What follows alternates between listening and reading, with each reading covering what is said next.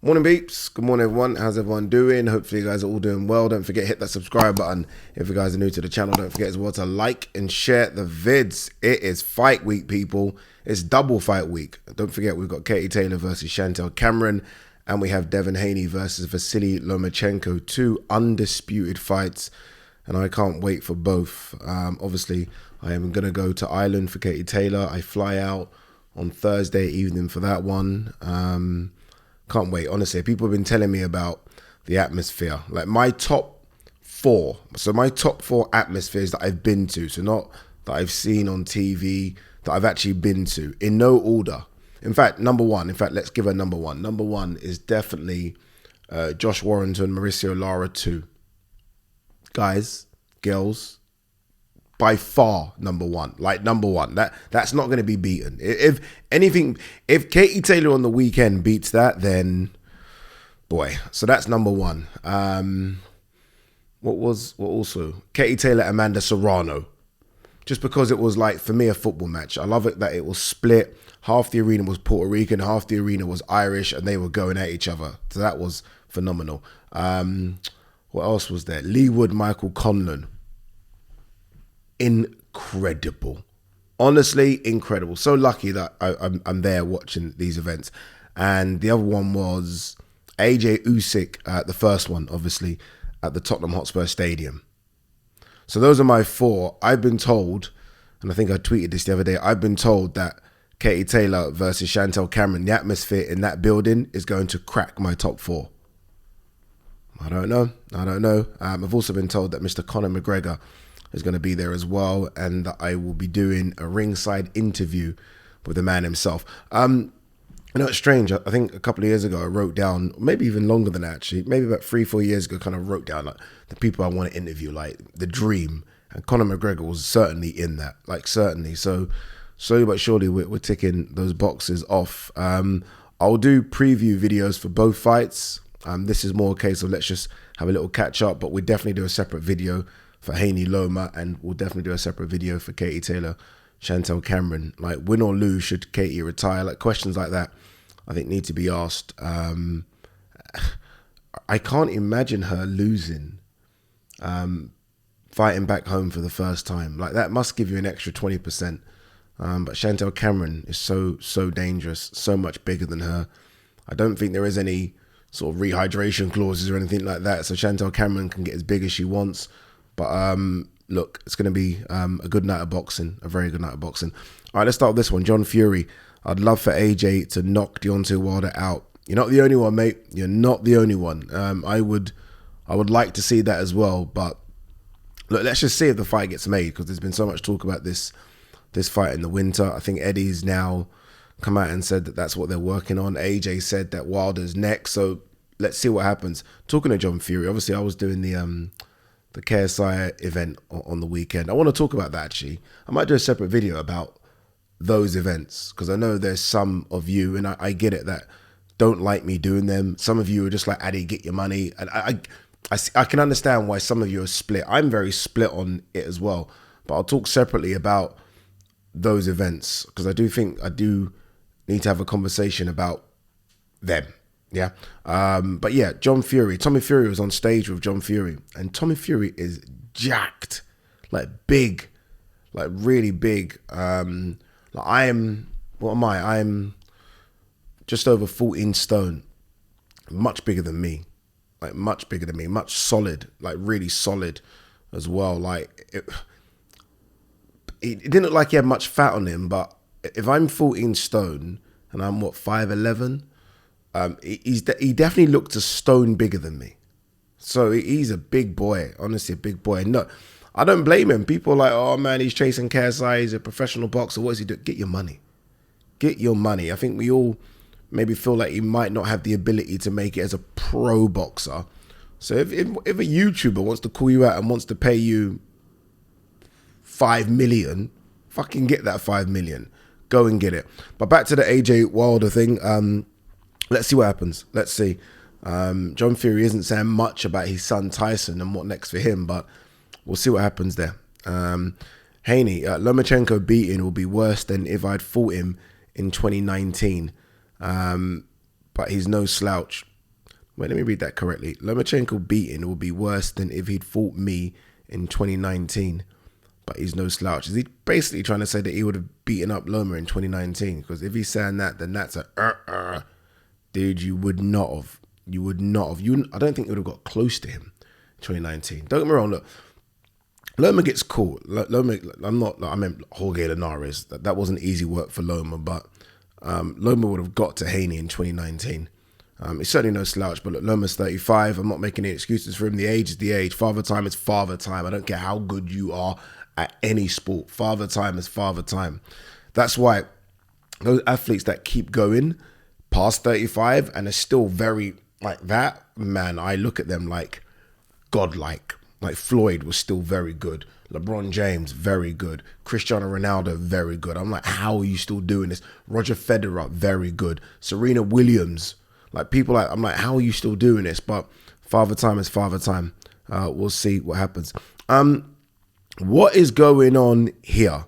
Daniel Dubois, Shane McGuigan. I saw a report this morning. I've just got up, had a coffee, rolled out of bed, done this video, and I'm like, I saw something that told me that Daniel Dubois has left Shane McGuigan. I saw a little bit actually of a clip of an interview of seconds out, I think it was, in Shane McGuigan, and they were asking Shane about what's going on with Daniel Dubois and Usyk, and he was kind of stuttering through the answer and said, we'll talk about that later or something like that. And now it kind of makes sense because the way in which he gave his answer was so cryptic. Now it makes sense. They've clearly parted ways. That has to be a bit of a concern. Look, I think Shane is a really, really good coach. I've said this. I think he probably doesn't get enough props for how good a coach he is. But how many top fighters are leaving him or have left him? Like a lot. Like honestly, a lot. Top fighters I'm talking about, big name fighters, have decided to part ways with him. And it clearly isn't because of his coaching ability. There's clearly something else. There has to be something else. There has to be. I know Rob Tebbett's really close with him. I'd love Rob Tebbett to have one of those really in-depth sit-down interviews with him so we can find out a bit more. But what's happening? Honestly, look, Lawrence Okoli has left recently. Obviously, Daniel Dubois, Josh Taylor. Obviously, we know the fallout with Carl Frampton. These are big names. You know what I mean? World champions. Obviously, not Dubois, but the other three. So, yeah, not quite sure what's going on there. Another thing that I'm not quite sure about is Tony Weeks. What's going on there? Well, I'm a bit late to the party here. I should have done the video on Sunday or even yesterday. Just been pretty busy. But Tony Weeks is a disgrace for that stoppage. An absolute disgrace. If Tony Weeks was, a young ref coming into the game, and I get it. I kind of get it because you maybe panic a little bit. But then, no, you don't. In fact, that's me giving a young ref an excuse. You don't panic. You don't. For Tony Weeks to stop that fight, then that has to be, and like sometimes you can get carried away, can't you? You get carried away because you can't remember some of the worst stoppages, because there have been some bad ones in boxing. But that might be the worst stoppage I've ever seen. Ever. I was literally trying to rack my brains before doing this video thinking, okay, there must have been one. I can't think of one. Honestly, I can't think of one. It's a disgrace. And the only way to really answer how bad a refereeing decision that is flip the fighters around. Would Tony Weeks have stopped that if it was Rolando Romero on the other side? Like if it was just flip the fighters around. Barroso and being the aggressor and Romero tucking in, would Tony Weeks have stopped that? Of course he wouldn't have stopped it. That's your answer. Of course he wouldn't have. So now then you have to ask yourself, why did he stop it? Like, could it have been just a case of he got it wrong? And I'm going to say no. And the reason I'm going to say no is because Tony Weeks has been doing this for a long time. Tony Weeks has reffed hundreds, if not thousands, or hundreds of world title fights, but thousands of big fights. He's one of the OGs, if you like, in this ref thing. So for him to do that, I can't just say it's a mistake and he got it wrong. I can't. I want to somehow, just for the love of the sport, defend him and say, okay, he's just got it wrong, and we all make mistakes in life. But I can't because I keep asking myself, if that was Romero, or if, again, you flip the fighters, I don't think he's stopping. In fact, I know he's not stopping that. I know. So then, what next now for Tony Weeks? What happens? And you know, the thing for me is nothing's going to happen. I'm asking, it's a rhetorical question. Nothing's going to happen because we know how this plays out in boxing. The one thing that should happen, a bit like Froch Groves, but this was because Groves campaigned for it and Groves was somewhat of a name here, is you run it back. You run it back, but of course they won't run it back. Romero will move on, and Romero will probably fight O'Hara Davis, Ryan Garcia, and Barroso, who's 39, 40, will be forgotten about. And Tony Weeks will be reffing in a couple of weeks somewhere else, world title fight, forgotten about. Boxing. That's I can't. Wish I could say more. I can't. Boxing. That there is. Is corruption the right word? If it isn't, doesn't matter. I just used it. What else can you say, people? What else is there to say? Like, what else can you say? And someone was messaging me the other day saying, Ade, man, you're a disgrace for not asking KSI about an elbow. And I'm like, what? That's what we're talking about here. A 6-round mixed misfits YouTuber influencer thing when I'm fucking going online going mad about Tony Weeks, and underneath my Tony Weeks post, which I think needs way more eyeballs on, someone was like, yeah, but look at you not asking KSI about his elbow. I'm like, get the fuck out of here. Get out of here now. Get out, leave. Tony Weeks needs to be and this is why boxing needs a world governing body, innit? This is why it needs a world governing body. Like, a world governing body, you'd like to think that this can be brought to them and Tony Weeks can be suspended, fined, cautioned, whatever. You know, asked why he came to that decision, like whatever. Like, literally, you get people around looking at footage and say, okay, Tony, explain why the fuck you decided to stop that. Explain. And he can't. There's no way he can explain. Because Barroso's firing back. And I think he was ahead on the scorecards as well. Stand to be corrected. But he's firing back. He's there. He's okay. But then Tony Weeks decided, okay, that's enough. That's enough. Rolando Romero needs to be world champion. That's okay because he's young. He's arrogant. He's perfect for us. Fucking disgrace, man. Honestly, disgrace. Shocking decision. Imagine how mad everyone was. Remember how mad everyone was when Howard Foster stopped the Groves-Froch fight, or the Froch-Groves fight. But I could understand, like, watching it back, I can see Groves kind of slump. I see him kind of slump. Still came in early, but I see a slump. I can kind of get it why he said, you know what, enough. I can get it. I saw it. I can't see any reason. You know what I mean? And what I can't see any reason as to why Tony Weeks decided, nah, fuck that, we're done. There's only one reason. What else we got? David Hay, if Joshua believes that he can beat Wilder, then fight White before that. I think AJ should have a fight, but I mean, it's easier for me to say. Like, you guys know my opinion on this. There's no point in me dragging it on and talking about it every bloody video. But like, obviously, if AJ's been offered a bag, and I mean a bag of money for December, then maybe he himself doesn't want to risk injury. Like, I've always said, AJ is the captain of his ship, not DAZN, not the Saudi Arabians, not Derek James, not Eddie Hearn, not 258 management. AJ. And if AJ decides, I want that check at the end of the year, then I don't want to risk anything here. Then somehow you can't necessarily blame him. Jamal Charlo willing to bypass tune-ups, march straight into Demetrius Andrade showdown. Not a big fight anymore. It's not a big fight anymore. It's done. It's gone. You missed the opportunity. Missed the opportunity where that was a pay-per-view fight. There was a time when it might have been that, when everyone would have earned a great deal of money, when it was really something we wanted to see. I don't care. Will I watch it? Of course, I'm a boxing fan. I'll watch it. I mean, I'm a football fan. Sometimes I watch the National League. Do you know what I mean? But I'd prefer to watch Man City Liverpool.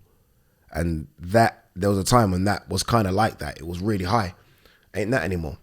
It just isn't. I mean, Demetrius Andrade kind of stinks the place out, doesn't he? If we're brutally honest. And Jamal Charlo's not fought for 2 years. You've missed your opportunities. These boxers, man, it makes me laugh. They've just missed some. I feel like they just wait and wait. I think they've got all the time in the world, and then they wake up and, oh my God, I'm 35. How old's Demetrius Andrade? And this isn't really Demetrius' fault, by the way, because Demetrius would have fought him at any time. But it's just not happened for Demetrius. 35. Demetrius is 35. How old's Jamal? Jamal must be, I'm guessing, 32. Jamal, 32. Missed your opportunity, mate. Furman on Crawford. You want full acknowledgement. You need to take out Furman or Spence. Okay.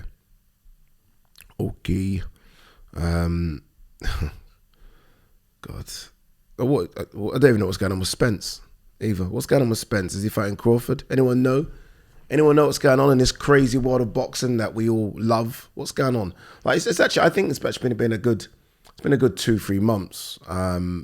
But anyone know what's happening with Crawford, Spence, Furman? Anyone? Any have any insight? Please let me know. Jesus, I don't know. Yanni Beck, I didn't even do a video on this. Yanni Beck, Alim Kanali, destroying Stephen Butler. I wonder what he's going to do for 160. Look, he's not going to fight Golovkin. Does he fight Liam Smith? Does Liam Smith roll in there with him? If Liam Smith gets past Eubank, we know Munguia's fighting Derevyanchenko. Do you fight the winner of that? Wonder what they do with Yanni Beck. He's trying to, it's clearly not him on Twitter, but he tries to promote himself and push himself. But I don't think anyone has that much interest in getting in a ring with him. It's a shame. Anything else? Let's have a quick look. Josh Taylor here saying there's still definitely a goal to move up to 147 and challenge for the titles up there. Yeah, I'm actually surprised that he's not already there.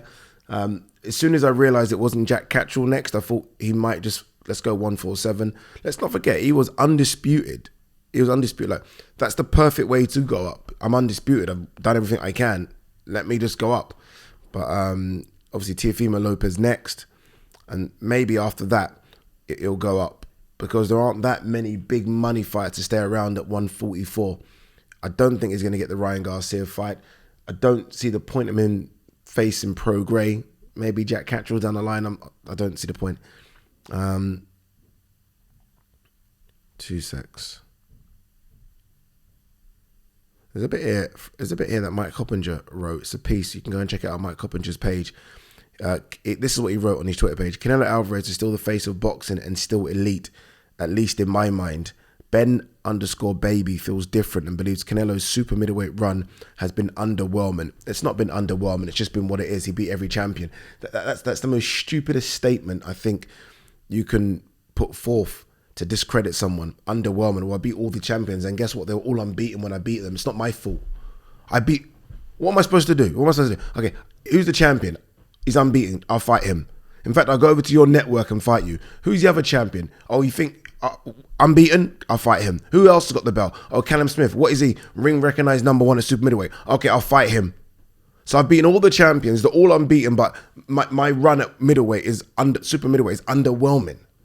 Think how stupid that statement is. Now look, it's not whether or not you think those guys are great. This is not the question or the debate here. For me to have done what I've done and beaten all those guys and they were all unbeaten, give me some fucking credit about underwhelming. The fuck is going on, huh? Pardon my French, guys. Anyway, look, we're done. Peace and love.